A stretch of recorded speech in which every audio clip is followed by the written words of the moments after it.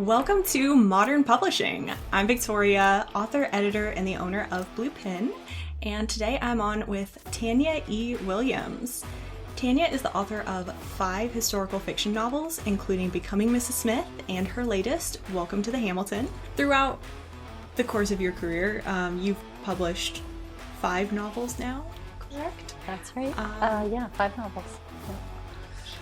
Yeah. I should know, I've edited all of them. Should be able to remember.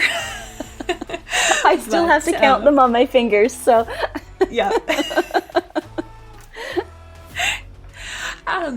How have your personal goals changed throughout your career? Have they stayed the same or have they adjusted?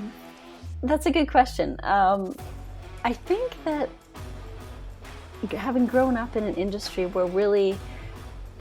or in a world where there really only was traditional publishing, that was the only route. I think that I started out with a bit of that dream of being traditionally published, but I am also fairly, my friend likes to say, type B+. But really it's probably I'm a little type A. I like to know the ins and the outs of things and how it actually works. My dad has always taught me that if you want to learn how things work in a business or an industry, they get in at the bottom level and learn the whole thing.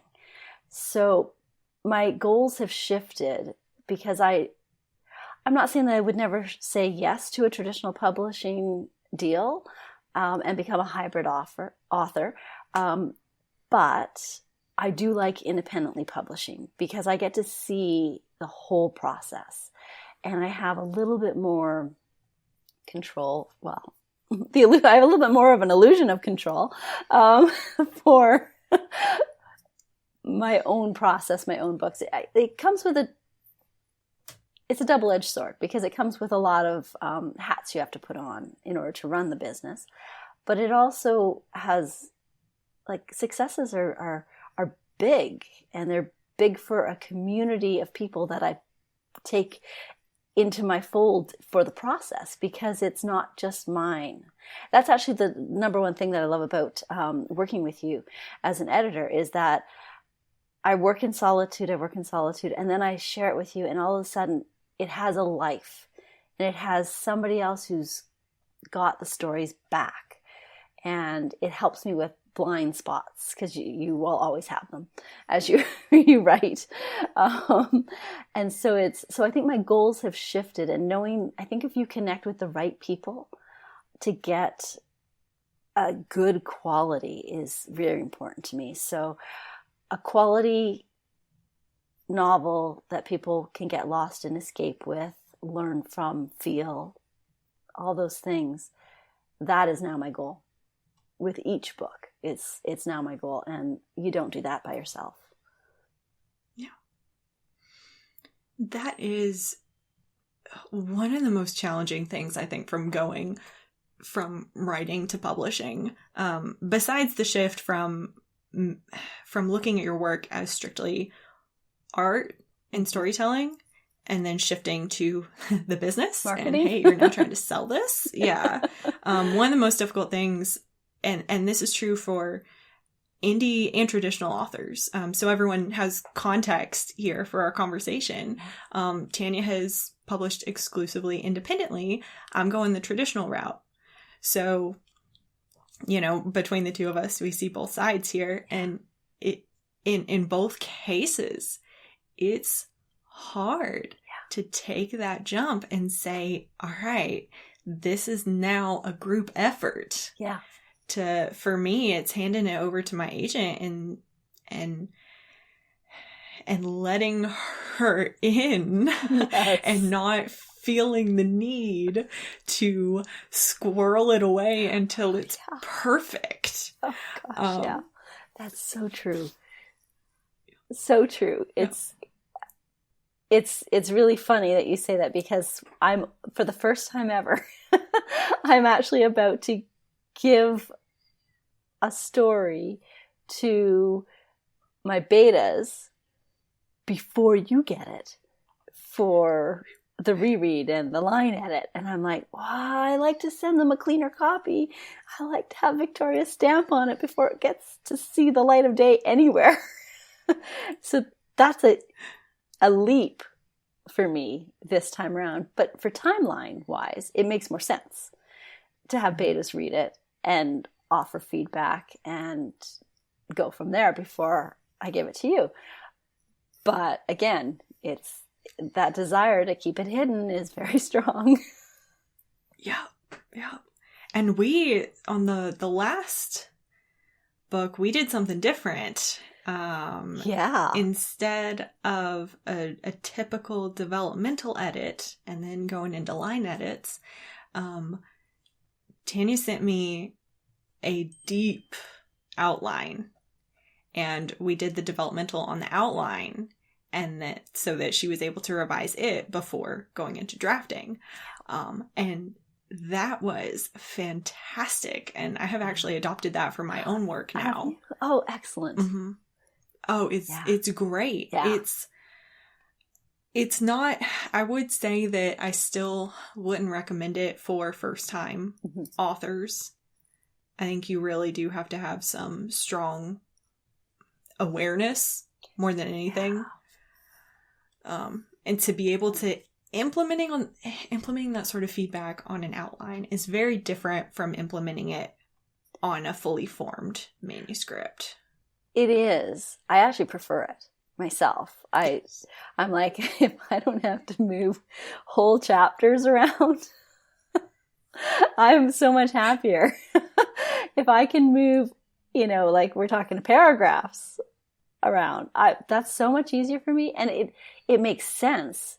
But I think because I'm such a plotter, like I'm a plotter until all of a sudden the characters take over and all of a sudden it's their story, and I go, oh wow, that was really, really clever of you, Mr. Character. And but I think I always am writing to a lighthouse, so I know what I want that last scene to look like. So whatever it takes to make the story work so that last scene is there, that's where I think that's why the outline developmental works so well for me.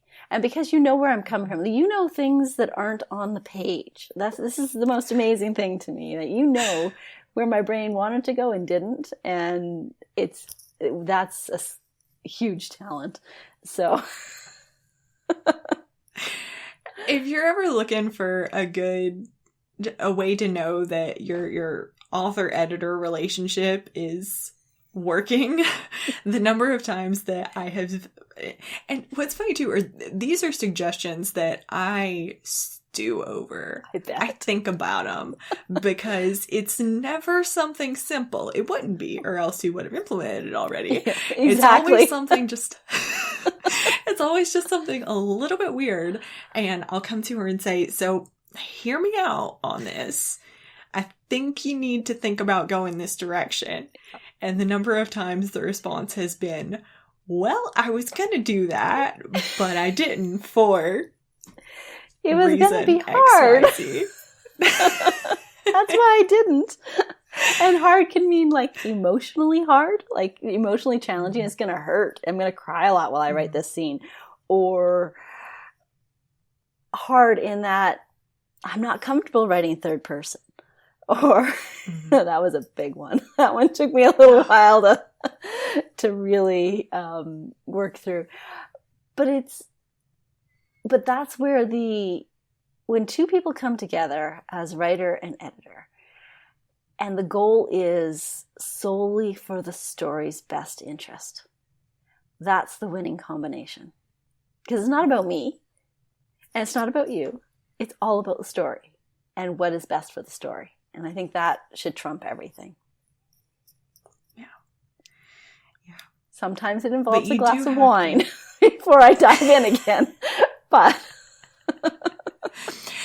with that said, I will give the caveat that if you have an editor who is trying to impose their vision of the story, that's not what you want either. Right. It's the story, but it is, in our case here, it is your story.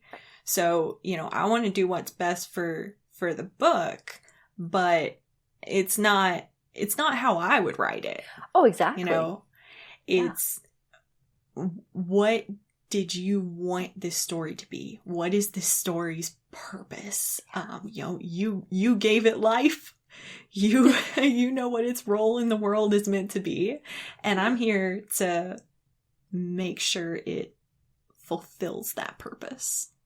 I think that takes a significant amount of self-reflection on your part to know where a story is going from another person's perspective. I don't think that's innate for a lot of people. So I think that is one of the reasons why you are such a fantastic editor, is because of that, because you can put that story first in that way.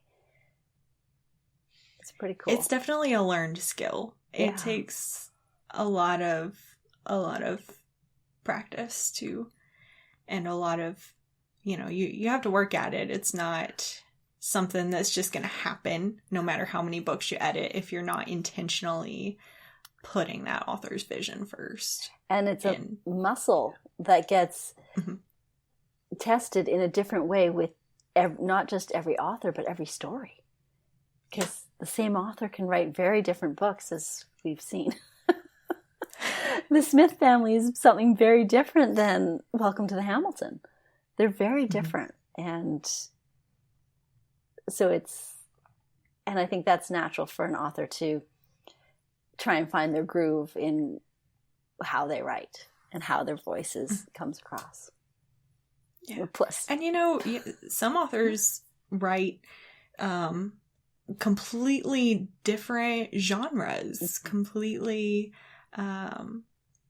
some authors have multiple styles, multiple voices, and that's fine too. Yeah. Harder to market, but yeah. That is one of the benefits of self-publishing as well. Yes. If you are someone who falls in that category, it can be easier to, well, maybe not easier, but more you can options. Get it done. Yeah. You can have a pen name and you could, yes, write in another genre. It just comes with a little bit of extra baggage in terms of, like, you need also another newsletter system, funnel. You need another website, perhaps. Like 2 newsletters? I know. Can you imagine? Oh, gosh. Yeah, I'm a little averse to that. I'll just stay in my lane. And thanks to our viewers for hanging out with us today. I hope this conversation inspired you to blaze your own trail in the publishing industry. The full episode is available as a podcast. So just search for Modern Publishing wherever you get your podcasts, or you can go to bluepinbooks.com/modern publishing. If you enjoyed this video, give it a thumbs up and leave a comment. And that's it for today. Happy writing, and I'll see y'all next time.